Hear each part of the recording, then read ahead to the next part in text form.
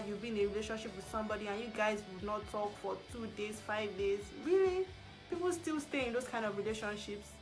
You are dating me and you have not called me for 5 days. Guy, when you are coming back, I'm married with 5 children. Oh.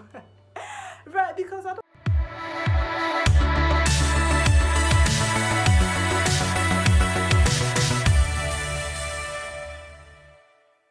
So hi guys, welcome back to my YouTube channel. If you are new here, kindly hit the subscribe button, and if you are a returning subscriber, thank you for joining us.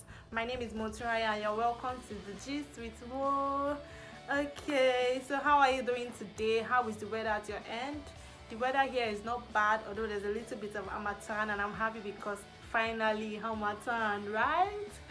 Okay, so today we'll be talking about your expectations in a relationship. Basically, this topic is for those looking to enter into a new relationship, those already in a new relationship, those that have been in a relationship for a while. Like, you want to evaluate yourself, you want to know what you are doing, or you want to know what you should do better, you want to know the areas where you are lacking and you want to improve, right? Okay, so I'm going to ask us this simple question, like, do you know what you want in a relationship? Like, are you in a relationship because, oh, as a guy, you see a fine girl, she's busty, or she has ass, she has a fine face, she has that perfect shape that you're looking for? Is that the only reason why you want her? As a lady too, you see a man, he's tall, he's dark, he has beard, he has abs, he's your spec, and then he smiles at you, and you too, you just, this is what I've been waiting for now. You've been waiting for a fine man. What you want? Or you are just there because everybody around you is in a relationship and you are the only single person, and that is your reason for wanting to be in a relationship? That would be a wrong reason if that is why you are in a relationship. Today I'll be outlining 5 important things that should be present in our relationships. Like, those things are key. They are supposed to be present in our relationship, because believe me, relationship is an interesting place to be. Like, it is really interesting. A healthy relationship, a normal relationship is interesting. Like, you having to frustrate just one person, you having to annoy one person, you having to make just one person happy. Like, everything that you just want to do, you want to do with that person. So I'll be outlining those 5 things now. Okay, so I think the first key thing before entering into a relationship is likeness. Like, you should have a certain likeness for that person.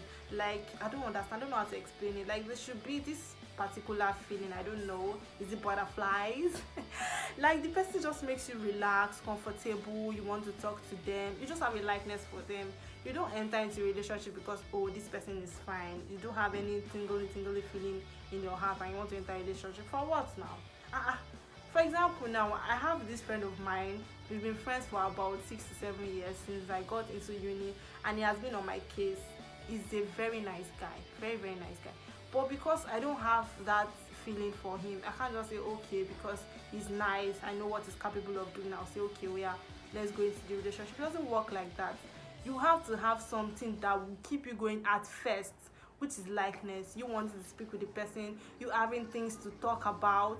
If you enter that kind of relationship, you run out of words because you guys will not know what to say to each other, because definitely you don't like the person. So don't force relationships. If you don't like a person, don't bother going into relationships with them. It is not a do or die affair. But if you don't like the person and you're entering a relationship and you're open on liking the person, my dear, that is wrong, and that will cause a whole lot of trouble because you don't like the person, so you'll not be putting efforts into what you are doing. So the next key thing is communication.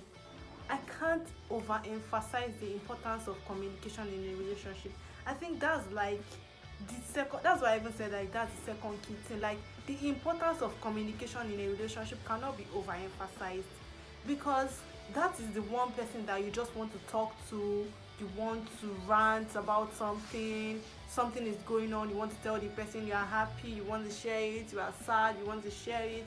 Do you understand? Like, communication is not even something you are supposed to be arguing about, or you guys are going back and forth on, oh, I was the one that called him yesterday, so I'm expecting him to call today, or he called yesterday, I should be the one to call tomorrow. No, those things are supposed to just happen naturally. You shouldn't be waiting for each other before you make moves. You shouldn't be waiting for each other before you make communications. Like, I don't understand why you've been in a relationship with somebody and you guys would not talk for 2 days, 5 days. Really?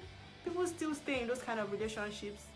You're dating me and you have not called me for 5 days. Guy, when you're coming back, I'm married with 5 children. Oh.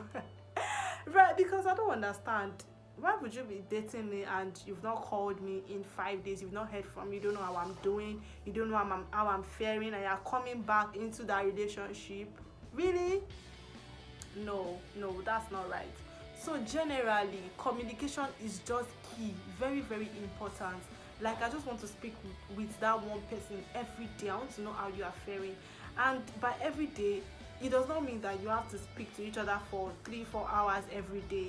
Some days you can do 5 minutes, some days you can even do 2 minutes, depending on how hectic your day was and depending on how free your day was. You understand? It happens sometimes where both of you are busy, or just one person is really busy or really tired and cannot really talk for long, or you cannot even call the other person that day. So it is very important that you just pick up your phone, text the person and say, oh, this is what is going on with me. I will not be able to meet up with the time we usually talk every day. We'll talk tomorrow. I'm sorry. Do you understand? Like, just make the person feel at ease, because the moment you don't say a word at all, we tend to overthink. Both men and women definitely overthink.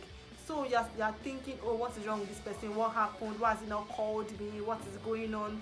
Do you understand? So in cases where you are unable to meet up with the normal time you guys have your conversations, do well to text. That's just like sending a word up front that, oh, this is what is going on with me at the moment, and that is why I won't be able to speak with you at so and so time. Do you understand? So those things are just key. So guys, I think the next point is love and care. Like, how would you even be in a relationship and you guys are not mushy? You don't call each other all these sweet names, baby, babe, honey, sweetheart. Do you understand? Those things are key. We just used to laugh at it. Why would you? Like, they are key. I think those are the things that are lacking in some of our parents' relationship, and that is why we are not even used to it. Do you understand? Those things are key. Give your partners pet names. Like myself now, my name is Motunrayo, right? I have a few of my friends that call me Motun, others call me Rayo, others call me Motunrayo. If you call me Rayo before and you call me Motunrayo, I'm like, that doesn't sound well in your mouth. You call me Rayo, so please just stick to it. Like, I just like the feel of the way that person calls that name. And if another person that calls me Motunrayo starts calling me Tunrayo, I'm like, guy, it doesn't sound well. Call me what I'm used to, because I know that when you call me this name, I know this is the person that is calling me. Do you understand? So those things are of utmost importance, because it just has this particular feeling that it rolls with. Like, you just know that, oh, is this person that is calling me? Okay. So the next important point is support. Like, how would you be in a relationship where it lacks support? Support is really important. Like, you don't have to be present to support somebody. Sometimes it's just moral support.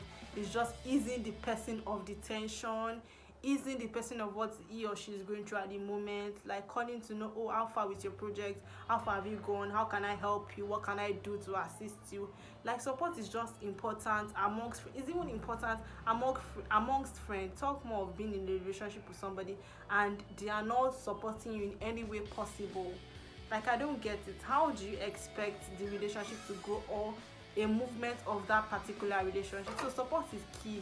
Help the person achieve their goals, help them smash it. Oh, they have this thing, be their push them to get better, push them to rise. Do you understand? Like, support is really key in a relationship. Like, sometimes it's just that little push that we need. That person is just pushing that, oh, you can do it, like words of affirmation from that person. It just sounds different when it's that person that's telling that, oh, don't worry, everything will be fine, we're going to look for a way to get around it. Like, there's this different relaxation that you feel. Your body's just relaxed that, oh, is this person that said this thing, and I know that he or she will push to try to make it happen. So there's just this different feeling when the person you like tells you that, oh, don't worry, everything will be all right, everything will be fine, we're going to get through this. Do you understand? They are in support and they are willing to help you move. They are willing to help you. So support is really, really key, guys. It's really, really key in a relationship. Last but not the least is being a giver. I believe that giving is another important thing in a relationship. Like, guy, if you are not willing to share, if you are not a giver, don't bother entering into a relationship, because I don't know what you are going there to look for, honestly. because giving is really important. You should be willing to share what you have. You are in a relationship, for crying out loud. What is there to be stingy about, or what are you keeping, or what are you dragging to your chest so tightly? You have to be willing to give, you have to be willing to share. Like, you don't have to hold everything so tightly. Like, be spontaneous about it. You don't have to sit and wait until the person tells you, oh, I need this thing, oh, I want this thing. Just you are calling this person on video call every time, and you should be able to think that, oh, okay, we've been talking on video call for a while now, oh, let me just send her airtime and subscribe for her. She's not asking you, she doesn't even know. It just pops up on her phone and you sent her airtime. Do you understand?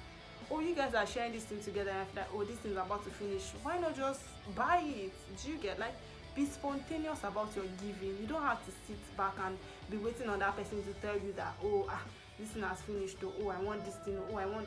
Be spontaneous. You guys can even be having a conversation and the person goes, oh, and I like this shirt, oh, I would like to have one. You guys are just talking randomly, and then a week after you come home with that thing. Can you imagine the joy that person will be feeling? Really?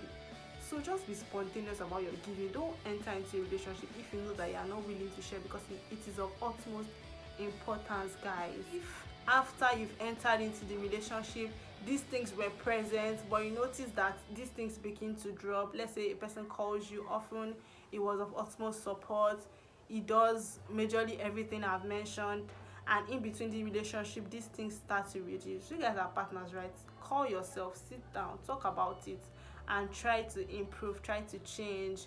You can't always give your 100% in a relationship. It's not possible. There are times that everything will reduce, but where the support comes from when you guys sit down to talk about issues and try to get better. Do you understand? Try to get better. And if you feel that you've addressed it, but the person is trying to now tag you as a nagging partner, like, oh, why are you always talking about this? I thought we talked about it last week. Why are you always bringing this up? I thought that was what we talked about last month.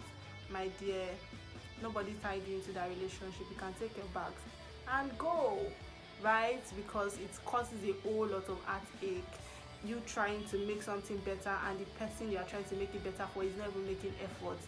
It's just seeing you as a person who is nagging about it. So please, just, there are other better people out there waiting for you, queen and kings. So we have come to the end of today's gist. Okay, so if you've watched this to the end, I would like for you to sit down, evaluate yourself. If you are in a serious and long relationship, I'd like for you to sit down, evaluate yourself. Are these things missing in your relationship? Try and make it work. So guys, thank you for watching. If you've been able to watch this long, please don't forget to click the subscribe button, turn on post notification, like, comment, share with your friends. Thank you. Bye.